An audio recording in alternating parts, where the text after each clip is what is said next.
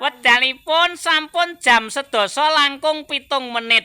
Tegese 7 menit menika mbok bilih badhe pikantuk pitulungan saking ngersa dalem Gusti Allah dagang aku engko diparingi laris.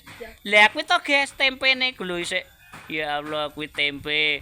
Kuwi nang jeron kotak kono kuwi nang jeron klonjol kuwi tahu tegel-tegel.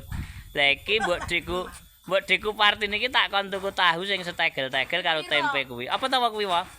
Endi to?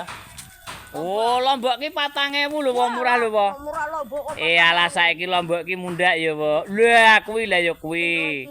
Kuwi 8.000. Kuwi tempene Maharani ki enak tenan. Tempe Maharani ki gujit, gurih, dimenduan enak, bacem jos. Rasane ya seger apa meneh digawe kering tempe ngono ki lho, Po.